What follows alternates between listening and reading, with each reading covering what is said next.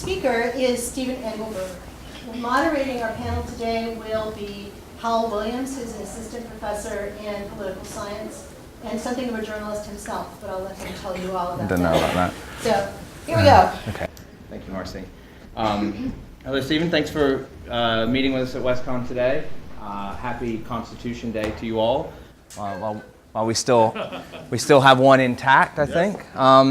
So a lot of the students from the classes that are here today have submitted questions in their respective classes, and I've called some of that together. And so the first bit will be asking questions, but then we will save time to hear from the students themselves.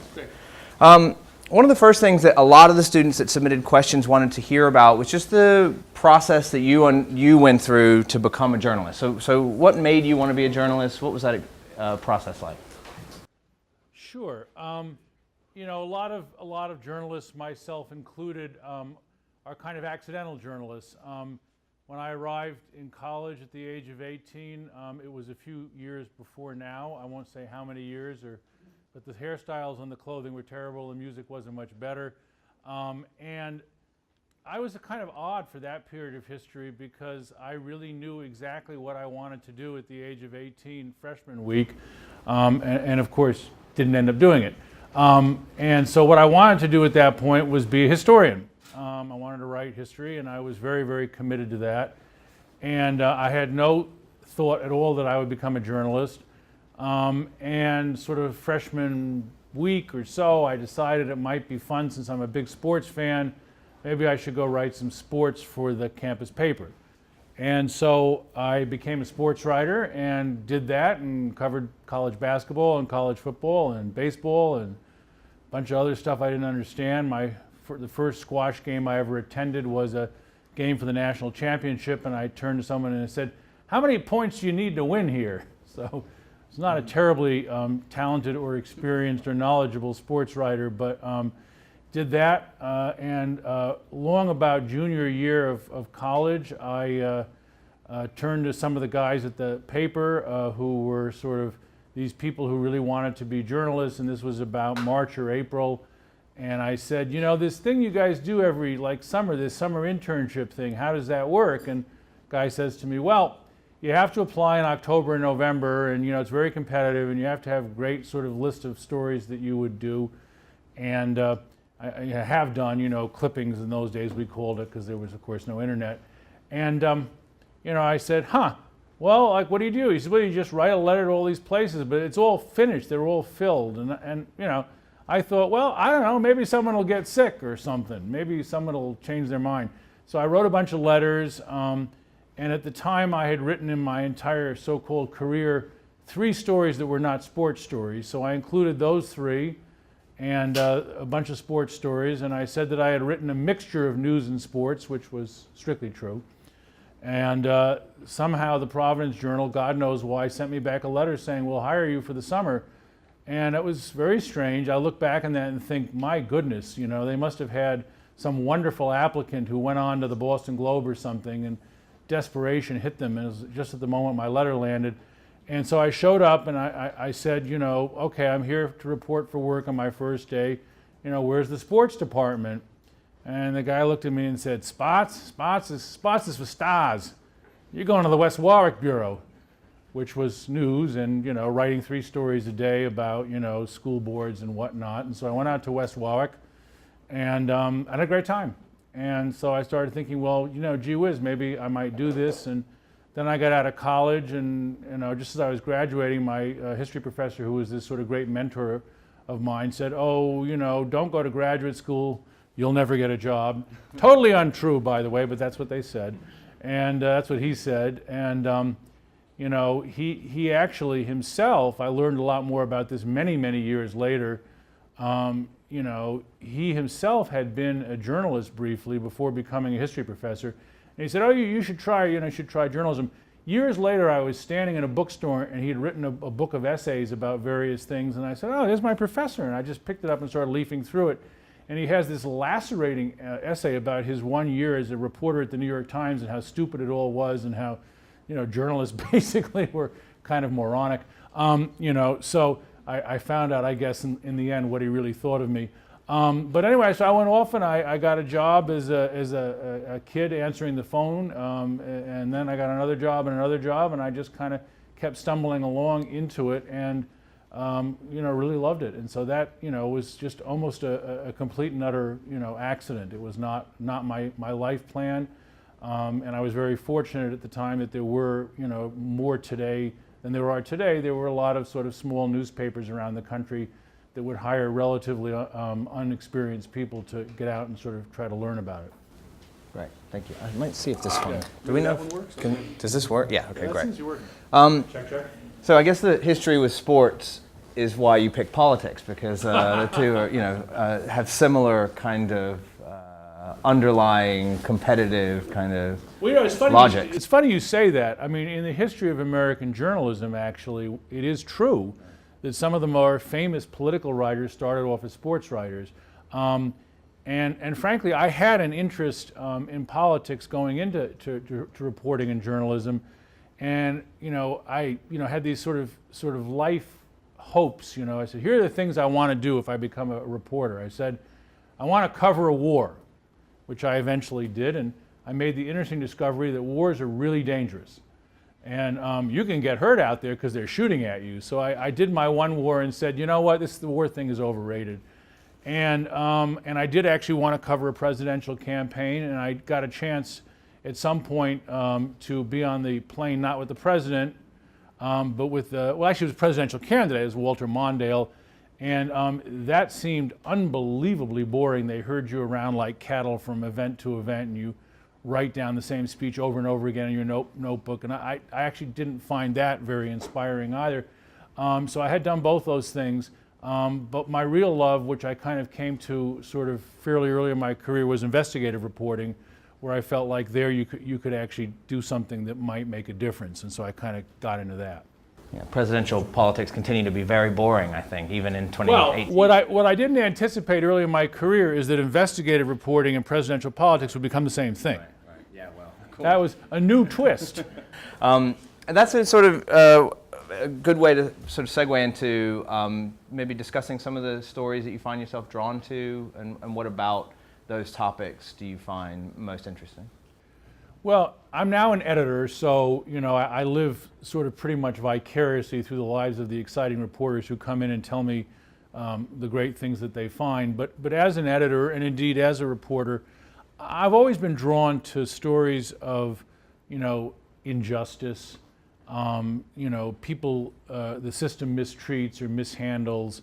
I think as a reporter and as an editor, I always began with an event that had gone, terribly awry, and I would sort of say, but why?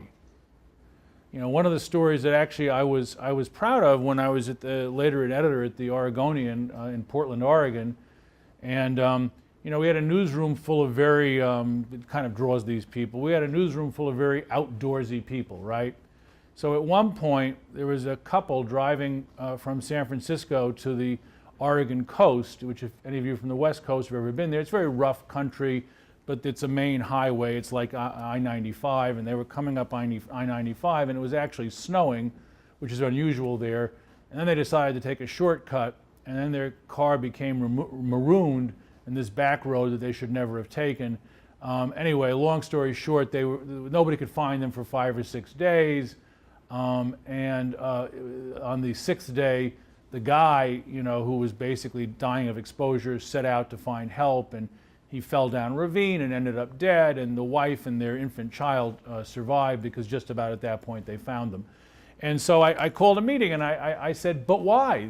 How do people in a modern period, this was 2008, so we didn't have perfect cell phones, we had cell phones, but why? Why couldn't we find them for 5 days? And a couple of the people in the room, my reporters and editors, said, well, what do you mean nobody sets out to the backwoods without flares and blankets and reserved food and water and chains on the car? And I said, what? So you're saying it's their fault that the guy died? And he says, yeah, it was all their fault. They were just, doing stupid things in the woods. And I said, excuse me, they were on a, federal highway, and they took a wrong turn that anyone could have made and ended up dead because we couldn't find them. Let's find out why. Well, it turned out they were findable, and it turned out that the search had failed to basically look through the cell phone towers for signs of being pinged by this guy's cell phone. He couldn't get a signal, but even when you can't get a signal, you ping the cell phone, and it turned out that they could have found them days and days earlier. And so we wrote a story about this, and after this, the state of Oregon changed their search procedures, and one can hope at least that they would never again lose people like that. So, I'm always drawn to sort of complicated systems where things go wrong.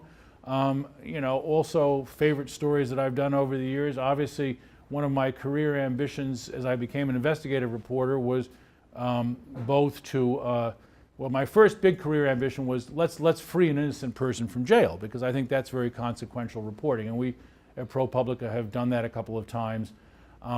And then along the way, actually, we ended up putting a guilty person in jail that the cops didn't know about for an attempted murder. So that became a sort of, important career goal. And then, over time, we have done a lot of stories, journalism, that, I think make people's lives better. And I think that's the kind of thing, as at least an investigative journalist, that I try to set out to do. Can you do a story that actually makes a difference? Thank you. I guess that sort of gets into a question about ProPublica itself. The stated mission of the organization, I don't know how you would characterize it, is to shed light on abuses of power and on betrayals of public trust. So in today's political climate, do you think this goal has become more important than it was when ProPublica first began? Well, I think this goal has, been important, since the beginning of the American Republic. I mean, I think, and I'll talk a little bit about this tonight. I don't think it's a coincidence that we have the First Amendment, which sort of sets apart this special legal space for a commercial enterprise, which is journalism. I mean, journalism is now not only commercial because ProPublica is a nonprofit, so we, raise our money through philanthropy like, an NPR station. But, I don't think it's a coincidence. I think the framers of our Constitution understood that it was really important that somebody outside the government be holding the government and power to account. And so I think it's always been important. Clearly, at this moment in history, I think the press is very important because you have, as I'll go into tonight, you have a Congress controlled by the same party as the White House, which is doing almost nothing to oversee and question and look into the activities of the executive branch. So, the intention was that we would have an executive that would be checked or balanced by Congress. Today, that's mostly not being done, if at all, and so it's kind of up to the press, the reporters, the journalists to play that role in our democracy. So I think it's, pretty important right now, yes. Good. A couple of students raised a really interesting question about ethics in contemporary journalism. So there's two sort of parts of the question about ethics. One is, how does ProPublica balance the desire to tell the truth with the political implications of the stories that you publish? In other words, there's a kind of slide into what could appear like political electioneering on your part. And then, Joe, why don't you address? Go ahead. Okay. And the second question is just sort of your own reflections on the anonymous op-ed in the New York Times a week or so ago. Two very good questions. I think that, there are sort of, to me, two different functions in the universe of sort of the public conversation. One function is the gathering and presentation of important factual material. There are some things that are, simply facts. And I think that is where, at least where I sit, where ProPublica sits, that's what we have to do. We have to try to, present facts which, if people knew them, might bring change. But I think we have to be very careful not to say, and this is the change we need. Because I think that's where you verge into what you might call politics, or in a newspaper, what they would call editorial writing. I mean, this is actually a kind of funny thing if you think about it, right? I mean, I once asked the police chief in Portland, Oregon, we were talking about something that the Oregonian's editorial page had written, and they were very angry at me, and I'm a news editor, and I said, you do realize that, the editorial department reports to a different person.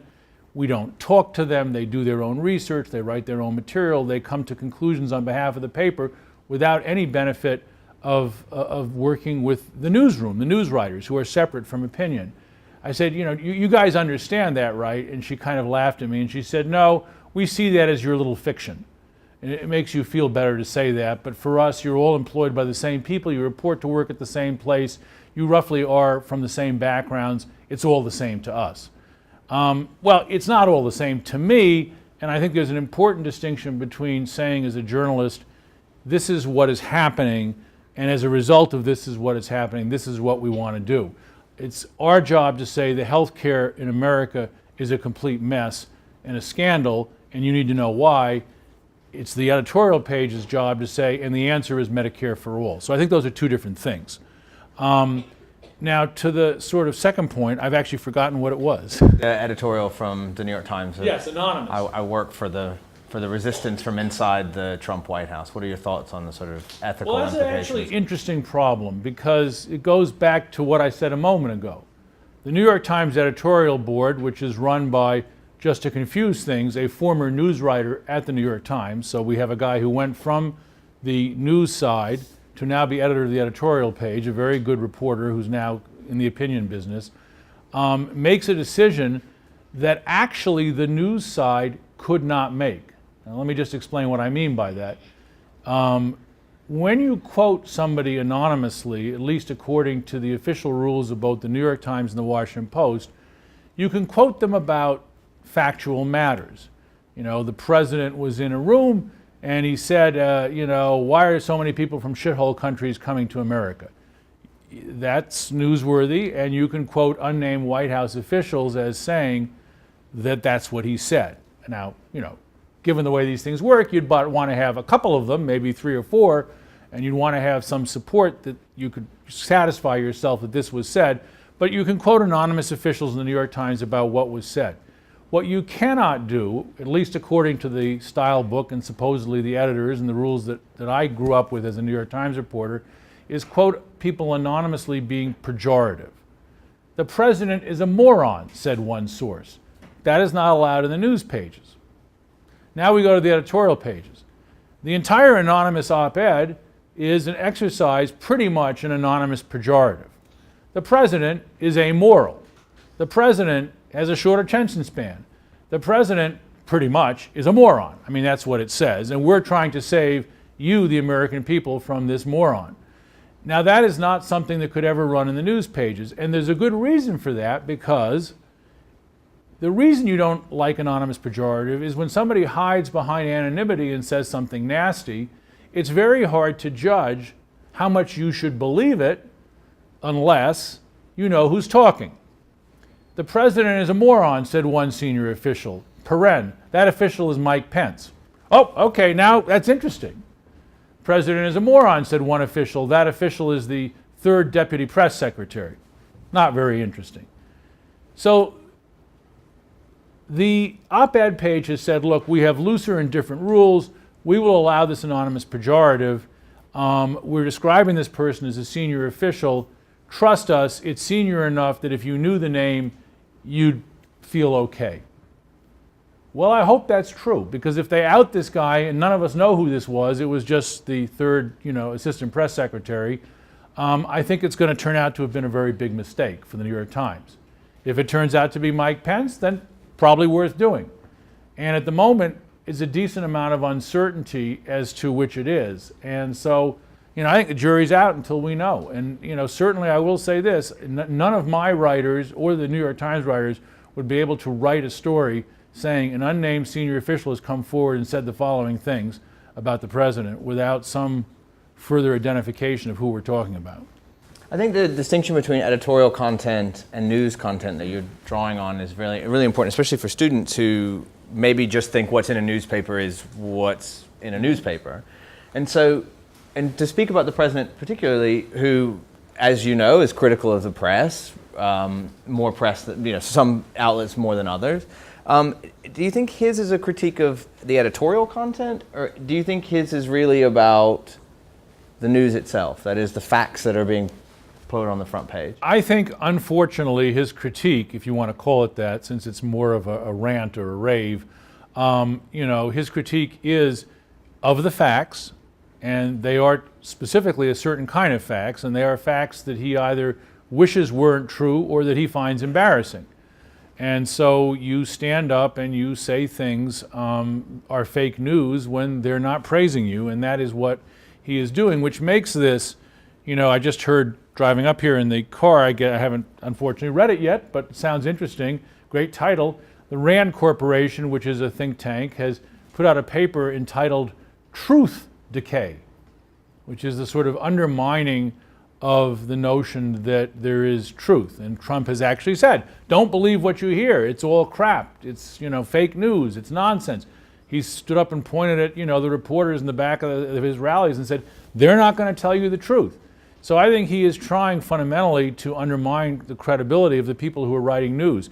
I wish that this were a fight between Trump and the editorial writers, because then you could understand it. I mean, the editorials are almost universally negative. I mean, they do call him a moron, and he's within his rights to say, yeah, well, I'm not a moron, I'm president, you're a moron. That's very much within the sort of history of the relationship between the president and the press. What we have here, I think, is something new, which is a president questioning the sort of fundamental facts that we're talking about. There's an old, very famous saying from a senator, Senator Daniel Patrick Moynihan, who before he was a senator was a fairly famous academic at Harvard. And he said, everybody has the right to their opinion, but we don't all have the right to our own facts. And I think now we have a White House that says, yes, everyone does have the right to their own facts. They've coined the phrase alternate facts to describe a universe that they would like to live in. And if you don't live in that universe, you're fake news. So I think that is a very, very different thing, and that is why people are concerned about, the relationship between the press and the president, and I think they're right to be concerned. Maybe I could just get you to say a little bit more about that in light of the Constitution Day event of today. How do you, as a news organization, understand these claims of, alternative facts or fake news? I mean, what does that feel like from within the organization? Well, I think it leaves us where we've always been, but more so. Because I believe that, and we've tried to practice this at ProPublica, the internet allows you a great deal more space. Now, my writers love this because I don't know how many of you know people who write in any kind of the news business. Everybody always wants to write more. Why write 1,000 when 2,000 will do? Why not write 10,000? So all my writers, when they hand stories, and they're always about 4 times as long as they should be, all right, maybe twice. And I say we have to cut this down because, readers are going to get bored. And they say, but the internet is unlimited. We can have unlimited space, so why not just run all of it? That's the bad news about writing on the internet. The good news about writing on the internet is that there is enough room, because it's infinite, to provide the documentation of how you got to where you got. So if there are, court documents, if there are materials, if there are text messages, if there is audio, the internet allows you to show your work. And so we have done a lot to show our work from the very beginning at ProPublica, because we found that that was an important sort of ethic of how to do what we do and make people persuaded our stories are real. But even, I would say, in the last 2 years, we've doubled down on that. And so when we're going to write a story that maybe Fox News would find controversial, we're going to show the material all the way through in every way we can. So that's point number one, show your work. And point number two, I believe actually when you are questioned, we have said, okay, when we're questioned, we're going to, not sort of do that standard thing. When I started out as a reporter, the newspaper would always issue a statement, a one-sentence statement, we stand by our story. So that isn't enough. I think that you have to take a look at the criticism you're getting, if you're getting criticism, and we often will write a note to our readers.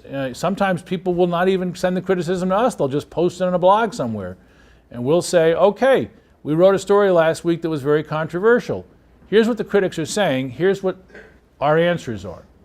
So I think you show your work, you respond seriously to critics in a detailed way, and frankly, at the end of the day, if you make a mistake, and we occasionally do make them, you don't mess around, you don't pretend it's not so bad, you don't, run a one-sentence correction, you own up, and you say, on this occasion we made a mistake and here's what we're doing to set it right.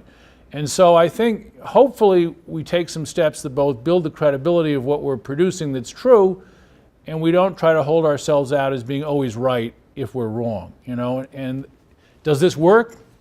A little bit. Not entirely.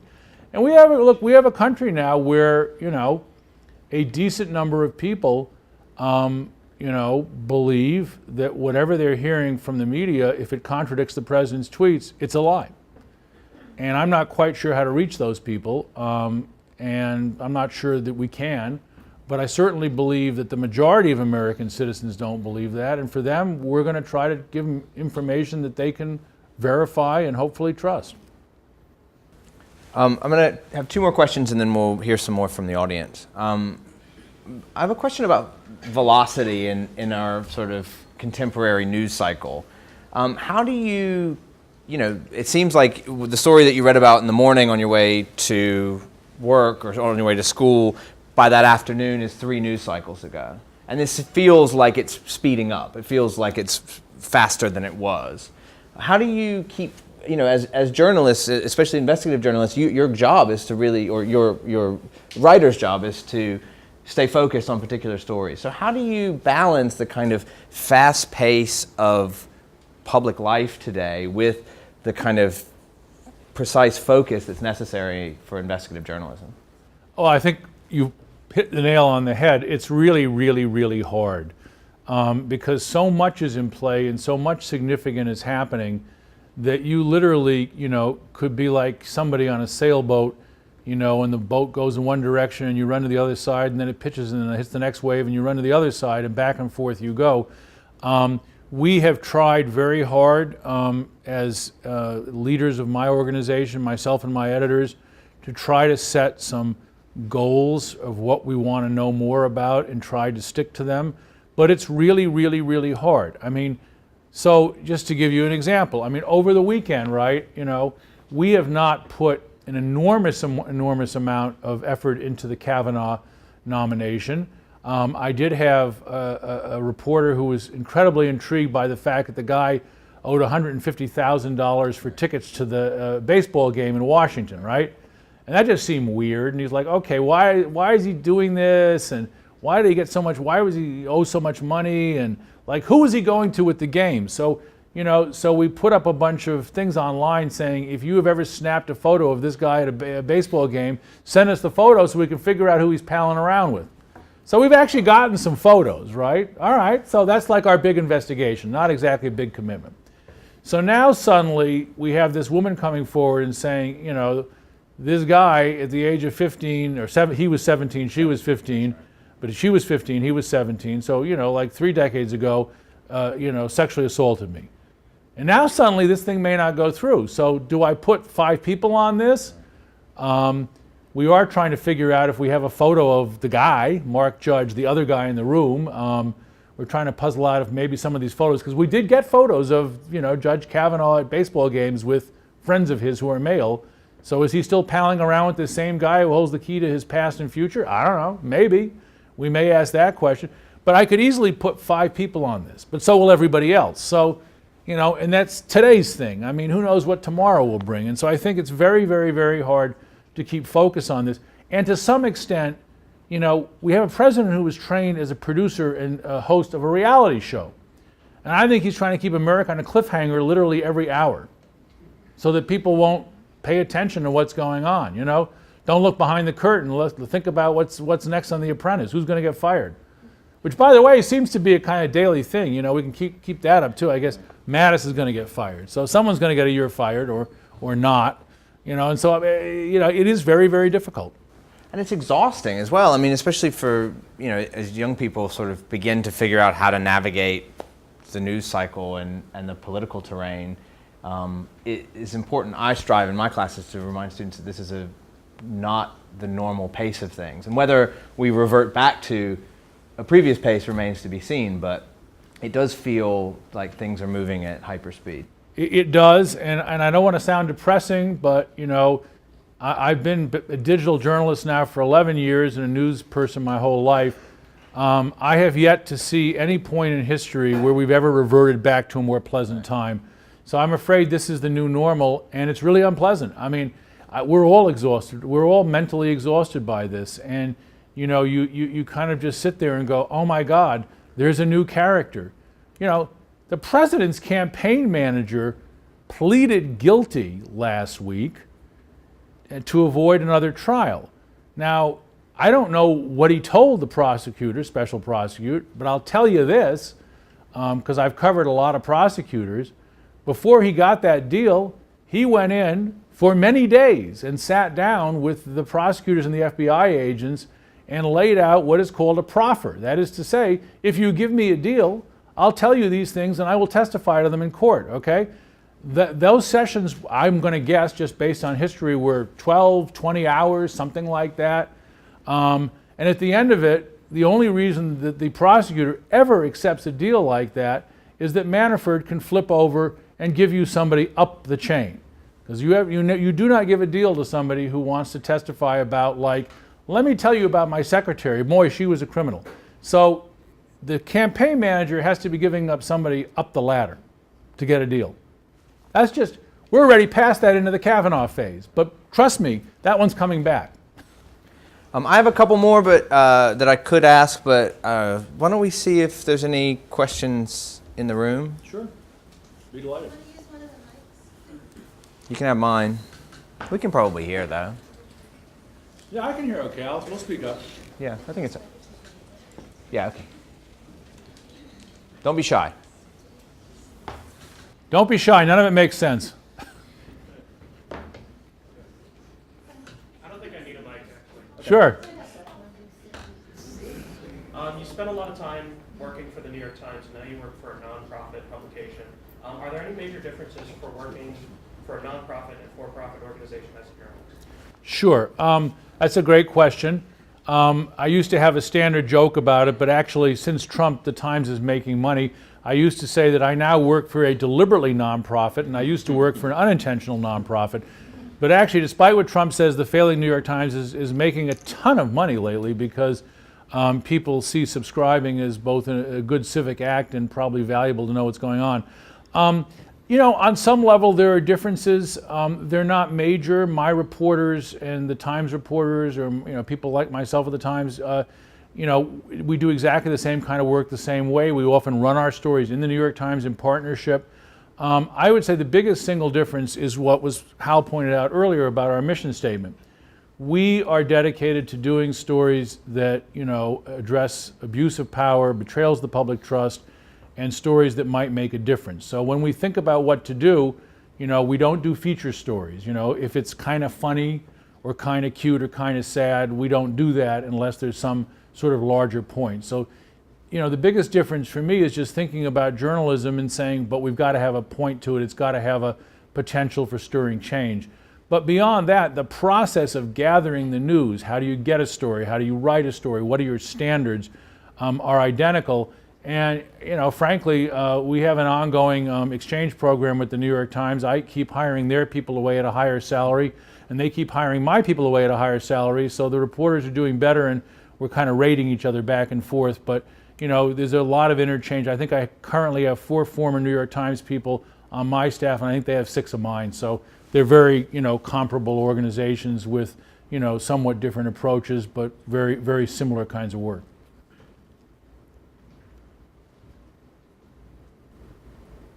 Sure, down here. You spoke about that couple in Oregon, how they took the wrong turn, and how you got a policy to change there. Are there any other policies that you were able to improve or, create? Oh, sure. I mean, lots and lots and lots. There are policies and there are sort of changes that come. One of our early stories was a kind of funny moment because ProPublica was started by a couple who had been in the world of banking, and they were philanthropists, and they decided to get out of the business of banking and devote themselves to philanthropy, and then they decided that media was a great place to invest. And so they founded ProPublica, and they gave us some money to get started. And I would say our 3rd or 4th story was a story that the 2 people we'd hired had been working on for the Los Angeles Times about the dangers of the state's failure to oversee the nursing board. And there were a lot of nurses that were doing a lot of nutty things. There was one guy who beat up a patient, not once but twice, because he got fired from the first job and then got another job, kept his license, and beat up another patient. And we had drug-using nurses and incompetent nurses, and it was a real disaster. And Arnold Schwarzenegger was the governor of California, and so the story appeared on page 1 of the Sunday Los Angeles Times about how the nursing board wasn't doing its job. And by 4 o'clock in the afternoon, West Coast time, the governor had fired the entire nursing board.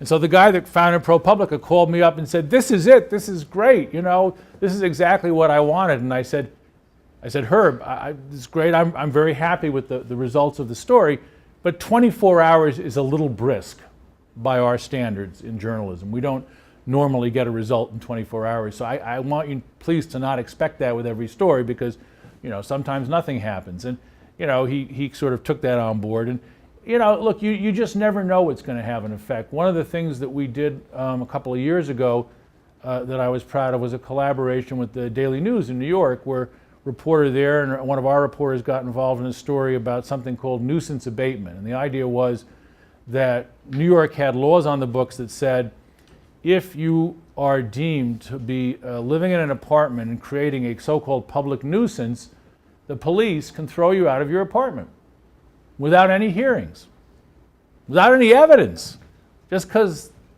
they think you're a drug dealer, or they think you're, playing music too loud, or whatever it is. And I don't know how many of you are from the New York area, but amazingly, not every one of these decisions by the New York Police Department was actually perfect. And so we went and looked at who they were throwing out of their apartments and where they lived and the race and the income and so on. And it turned out this rule was more or less exclusively applied to neighborhoods that were mostly minority. And it turned out a lot of these cases were bogus, and a lot of the people ended up being thrown out for no good reason. And so we wrote this story with the Daily News, and we put it on our website, and they put it on their front page. And then like a month later, the New York City Council passed laws banning the whole thing. They passed 13 laws in the space of about 6 weeks. I about fell out of my chair. Wow. But the City Council was very, very embarrassed by this, and the cases were egregious, and it moved them to act. So, you never know. On the other hand, we once wrote a story proving mathematically that if you applied for a presidential pardon, your chances of getting a pardon were 4 times higher if you were white rather than black when you adjusted for every other possible variable. And I thought, my goodness, that's going to change tomorrow. We got Barack Obama, we got Michelle Obama, 2 lawyers in the White House, we got Eric Holder, Attorney General. They're going to look at this and they're going to say, pardon my French, but that's bullshit. And I don't have to pay any attention to the Congress here, because presidential power to pardon, as Donald Trump has now proven, is completely unlimited. I can do whatever I want. And that didn't happen. And we kept going back to the White House and saying, well, when are you going to study this pardon thing? And first they said, well, we got another election. We got to get through the second term election. We don't want to, aggravate anybody. And then, well, we're studying it. And you know what? They never did a thing. So one of the most difficult things to predict as a journalist in my line of work, hoping to do stories that bring change, is which stories will actually bring change. And the truth of the matter is, I am completely unable to predict when it's going to happen and when it's not. But it's pretty exciting when it does. We just did a story about a guy who was imprisoned in Texas for about 30 years on the most flimsy of evidence involving this non-science called blood spatter. I don't know if you guys have ever seen any CSI stuff. There's a sort of theory that you can tell how the crime was committed by the way the blood spatters, and it's completely made up. And if you go on our website, you can read some great stuff by a reporter named Pam Koloff about this guy who I think we're going to get out. I think he's going to get out. They're having a hearing, I think, today on his case, and I think there's every indication that the judges may, order a new trial, because, the whole thing is completely made up, and it turns out that we've now gotten to the point where the guy who did the original blood spatter analysis at trial has admitted that the thing he did wasn't true. So we'll see, but maybe not. Hard to say. Sure. as an editor, have you ever had a story that you personally changed or had to stop because of your personal biases? Well, I've certainly stopped a story or two in my life and said you have to do more. It's hard to sort of figure out, personal biases. I mean, I'd like to think that every one of my decisions is based on facts. There probably are biases that you don't know about that are, that cause you to be more attentive to things.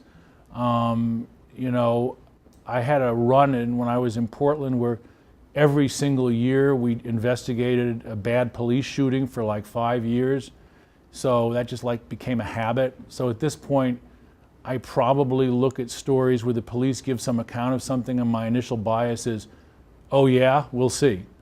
And that's probably not always fair. Sometimes the stories turn out to be true, that the police are saying I shot someone and this thing happened and it actually did happen that way. But I'm probably a little bit spring-loaded to believe that if I see a story and it's a shooting and the police are saying something that it may well not be true. Is that a bias? I don't know. Maybe it's just experience, But yeah, I mean, you like to think as a professional that the decisions you're making are based as much as possible on facts. But by the same token, I would say anybody who says they don't have any biases don't know what their biases are. So. Can I ask another one? Sure. I was going to ask you about, that's all right, Marcy. Things like BuzzFeed. I sort of, when I was living in the city, Gawker was really big. Most of you probably don't remember Gawker, but I'm trying to think of BuzzFeed. These kinds of pseudo entertainment, but also doing like some real journalism, right? I mean, BuzzFeed, especially in the last 2 years or so, has really put out a number of things that, I mean, maybe don't rival the depth of a ProPublica piece, but some of them do. Yeah. So what's your take on the kind of new terrain of digital media? Well, it's interesting. I mean, here I'll sound like an old again, as my kids like to say. Once upon a time, people obtained music by buying this thing called albums, and then there was CDs. And again, you were buying something that you were buying all the songs. And then at some point, music became a thing that people obtained sort of one piece of music at a time. And I think that's very, very commonplace, that people assemble their own, they curate their own taste in music. And you like one song by one person, another song by another person. And I think in the world of media, we are very much in that era now where, there are certainly people, my now 16-year-old went through her BuzzFeed listicle phase, but she's kind of grown out of that. So there are probably people who read BuzzFeed and only read the lists or only read the quizzes. And then there are other people like me who pretty much read BuzzFeed for the investigative reporting. And, to your point, make no mistake about it, BuzzFeed has made a major investment in investigative reporting and has done some superb stuff. They hired one of my senior editors to run their investigative unit, a Pulitzer Prize winner from the Wall Street Journal. He's a great guy. He assembled a terrific staff on more than one occasion in the last 3 years. He and I have tried to hire the same person, and that person has gone to BuzzFeed because they pay pretty well. So, BuzzFeed's a real thing. Is everything they run, at the highest level of journalistic standard? They wouldn't tell you it is. I mean, it's not made up, but it's certainly not all investigative reporting or, brilliant analysis, but some of it is. And, I think this is the way it's going to be. I mean, you're going to read some BuzzFeed stories, and Gawker, by the way, for those of you who don't remember, Gawker was this kind of very, very cheeky, aggressive site that was breaking a lot of stories about celebrities and stuff and some other people and embarrassing things about politicians. They're coming back. It's going to reopen. Really? Yeah. Wow. Guy bought the title, and so Gawker is going to relaunch next year. And you know what?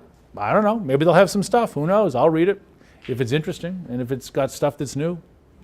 But the Gawker thing, I mean, one of the reasons why, has anyone heard of Gawker? Am I just barking? Right. So part of the reason why Gawker was shut down was because they were publishing stuff about Hulk Hogan, and he sued them for like $150 million, and they were taken down. And that raises concerns, I think, about, the Gawker case at least raises concerns about the freedom of the press to say what they want. And the president has also said that he wants to tighten libel laws on on the ability to slander public officials. So do those kinds of things raise red flags? I mean, obviously you're not publishing the Hulk Hogan sort of...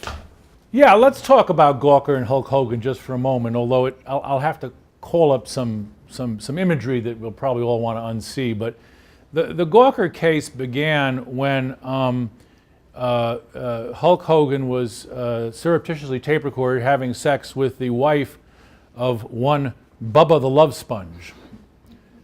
Yes, it's true. A radio host of apparently minimal note. Anyway, so somebody, one suspects Bubba, decided to sell or give this tape to somebody else who ultimately sold or gave it to Gawker.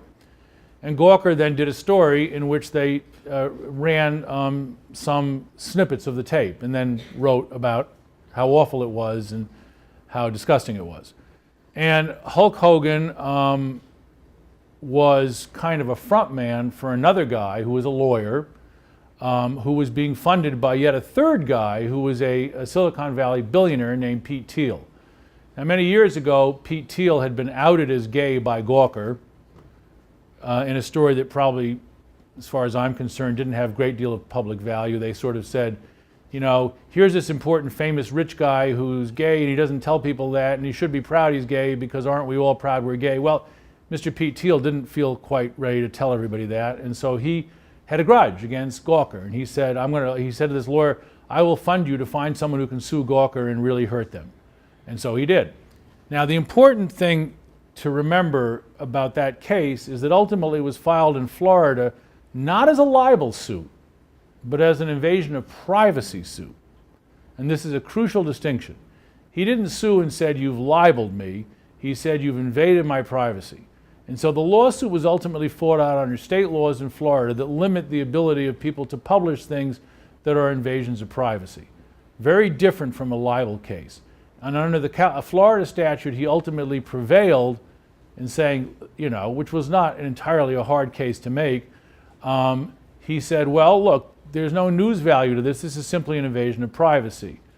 And, you know, it's still arguable whether or not the jury and the judge in that case got it right. But they were helped considerably by the fact that the Gawker crew was not the world's most professional. So at one point, they had the editor of the story in, and they said to him, okay, well, look, why did you publish this? Why isn't this an invasion of privacy? And he said, well, it's newsworthy. And he said, the lawyer for Hulk Hogan said, well, like what? All sex tapes are newsworthy? And he said, well, they could be. And he said, well, do you have any limit on a sex tape you would publish? Like, what about a child? He said, well, it would depend. So this was not found very sympathetic by the jury. In fact, you know, it may have been the stupidest deposition answer in the history of modern journalism. So, you know, combining the Florida law, the, unbelievably idiotic testimony of the people who were deposed for this case, you ended up with a publication actually being shut down, which is bad. And, you know, one wishes it didn't happen. But I have to say, you know, if you're going to publish sex tapes with no news purpose and then give deposition testimony like that, you're kind of inviting trouble. And hopefully this doesn't become a trend. Good. Some other people from the audience. Yeah. So I'm going to safely assume you do know who John Oliver is, but that being said, he has stated multiple times that he doesn't consider him and his staff journalists. When do you... John who, sorry? John Oliver. John Oh, Oliver. yes, right, I do yeah. know John Oliver, yes. One, he is a journalist, or his staff to be a journalist. And two, do you think him and his John Oliver effect have changed the way Interesting. Journalism and media is like kind of working together? The question is John Oliver's show on HBO, is it journalism, is it editorial? Oliver says he's not a journalist, and sort of what you... Well, that's a great question, and one that I happen to have personal connection to. So, on the one hand, John Oliver, when he does his kind of very funny rants, is clearly in the area of opinion or commentary, right?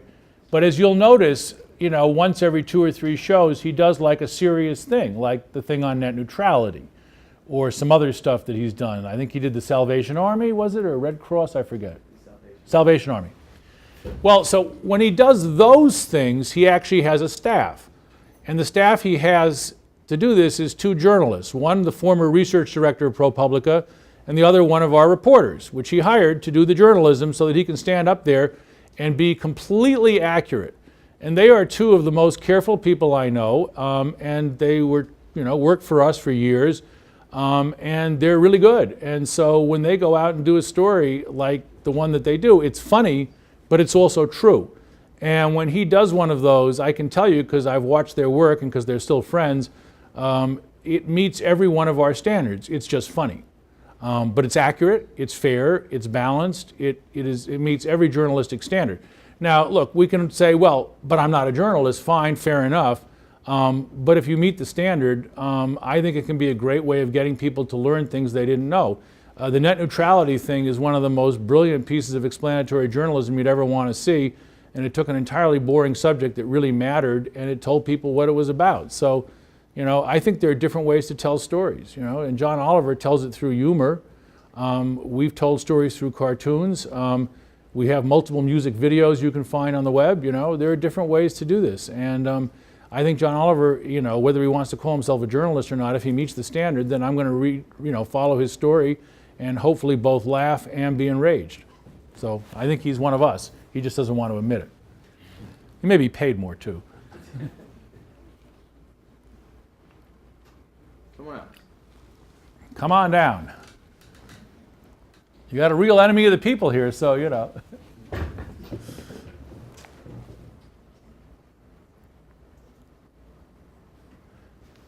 All right. Well, going off of that, what do you think about like the Daily Show and like the Colbert Report? I know that like they're not really on there. Like, what do you think of those? Well, that's like one tick farther. And recently Colbert did a very funny thing about us, so I'm definitely like him. No, I think this kind of verges toward a form of commentary, and I still think that on some fundamental level it's got to be fair and it's got to be accurate. It can't be made up.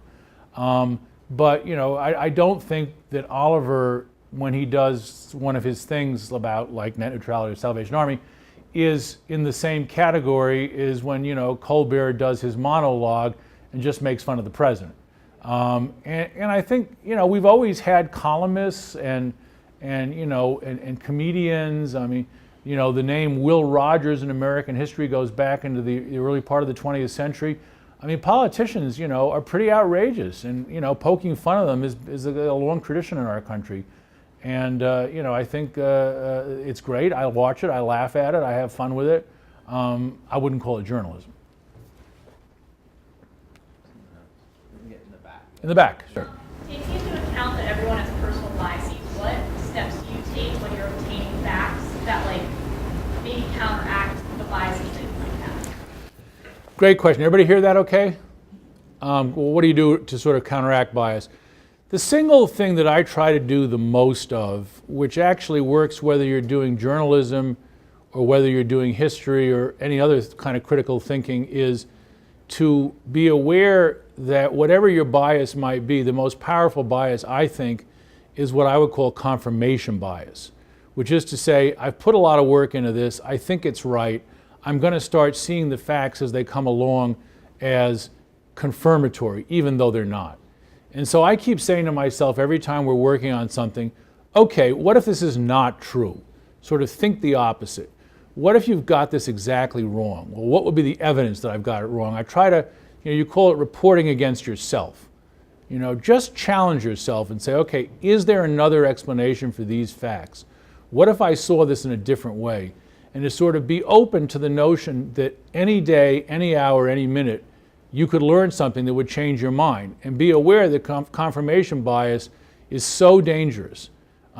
Every mistake I've ever been involved in, and I've been involved in a few in my career where we got stories half wrong or sort of wrong or pretty damn wrong, involved people who were certain they were right. And so the way you feel when you're getting something wrong is exactly the way you feel when you're getting something right. You're sure you're right. And that's the moment you want to be most, on guard and challenging yourself and say, what are my assumptions? How do I know?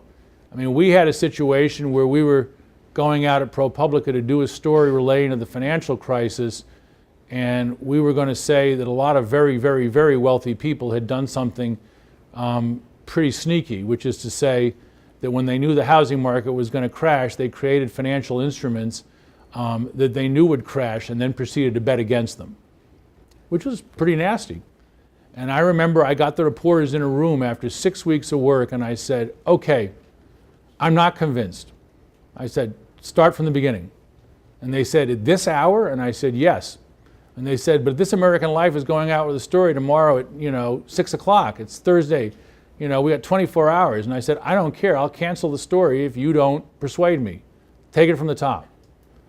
And and I sat there prepared to be unpersuaded. And after about an hour and a half, I said, okay, we got it. And I think you got to do that. You got to keep asking yourself, do we have this right? Am I right?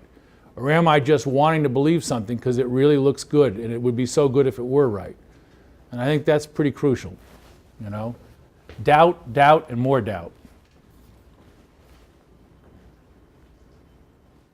There's one over here? Sure. Yeah, sure. Absolutely. What do you think about news sources who intentionally don't report something because it doesn't fit their confirmation bias? Yeah, we got a lot of that now. So what about news sources that don't report things because they don't fit? I think we've kind of got, unfortunately in this country, a developing situation where we have sort of three kinds of news. You have a kind of middle of the road where people are trying to get it right. And then you have a left wing that only want to hear that Trump should be impeached. And then you have Fox News, which is pretty much state television. And that's concerning because I'm not sure that all the media consumers necessarily understand what they're getting when they turn on either one or the other. And it would be interesting now and again, but you're not going to see this, for Rachel Maddow to go on and say, look, I know that we keep saying there's got to be collusion here, but when the president says no collusion, let's take a look at what he means by that. You're not going to see that. And nor are you going to see on Fox anybody say, I know we've been saying no collusion is right, but wow, this stuff is pretty weird. Let's walk through some of these coincidences and see what they add up to. And I don't think you see much of that. I think there are whole swaths of things that are never going to be on Fox and Friends and are never going to be on Maddow. And, I don't think that's necessarily helping the Republic, but they're making a lot of money off it and people love it. And so, freedom of the press means freedom to do the things you want to do. And so, that very same First Amendment that protects me also protects Fox and Friends. So they're going to do it and they should be able to do it. But I don't think anyone should be fooled into thinking that that's, what do they say, fair, balanced, and accurate? Fair and balanced. We report, you decide? Yeah, right. Do you think we need to introduce or reintroduce the fairness doctrine? I wish I knew how you could do that. I always thought, looking back, everybody know what the fairness doctrine is. That used to be that the theory was the television, there are only 3 or 4 television networks. Television networks are such a sacred space that when they talk about politics, they've got to give both sides, and we're going to somehow do that through government. I always thought it was kind of a weird thing, because how do you even decide? How do you measure what fairness looks like, and what is it, minutes or words, or the words you say, or how you look? So I always thought it was kind of unworkable to begin with. And once you have the internet, good Lord, how on earth do you ever police that, right? So I think, for better or worse, and it may be for better, that ship has sailed. I mean, we're not going to have a fairness doctrine. And I'm always very, very, very uncomfortable with the notion that someone in the government is going to decide how a story should go. Because I think down that road lies, if we had a fairness doctrine today, imagine for a moment, and we have the president and the White House that we have today, what might that look like? And if you close your eyes and try and imagine how President Trump would ask his FCC to impose the fairness doctrine, I think we'd all agree it's a really bad idea. Sure. Are there any other news organizations you think are less than reputable? Well, I should name names. I don't want to say less than reputable. I do think that both MSNBC and Fox, and I think we could go on down the road here on left and right, there are now a fair number of news organizations that I think you could question whether they are going to run stories that, contradict their narrative, And I'm not saying never, because, you know, even on some of them, one of them, the Daily Caller, you know, is another one of the sort of ones on the right. Every now and again, I read things in there that I find worth following up on. You know, I think, you know, you gotta have a sort of trust but verify view, and you shouldn't ever shut your mind. That there's like nothing you can learn from this news organization. I'll leave you guys with the following story. You know, times were different. The year was 1998. I was the investigative editor at the New York Times, and my job was to oversee the Monica Lewinsky coverage. So my brother and I, up in Lexington, Massachusetts, visiting the family. My brother still lives up in New England. So we go to the supermarket to get some milk. And I go to the checkout counter, and I grab the National Enquirer, and I put it in the thing. And my brother says, "You're an editor at the New York Times, and you're buying the National Enquirer?" And I said, "Hell yes." I said, "You know, they got some really good stuff." We now know, by the way, the National Enquirer had this woman, Linda Tripp, who was tape recording Monica Lewinsky and selling, you know, stuff to the National Enquirer, but it was completely accurate. And I said, "Yeah, I got to read this every week now." He said, "They've had some real stuff in this thing, you know, with the pictures of the aliens and the stuff." And I picked that up, and I said, "You know, Mike," I said, "they got a story this week on some, I don't know, what does it say here, blue dress." I said, "That could be a thing." Now, for those of you who haven't been following, you know, the deep history of the Monica Lewinsky case, let me tell you, the blue dress was a thing. So, turned out they were 2 months ahead of us. So, you know, you got to read, no matter what's the bias, but, you know, let's all understand that people in some of these things are now coming from a real place of bias. Great. Stephen will be speaking tonight at 6 o'clock in the Ives Concert Hall. Everyone is, of course, invited to that as well. Thank you very much for sitting down and having a chat with us.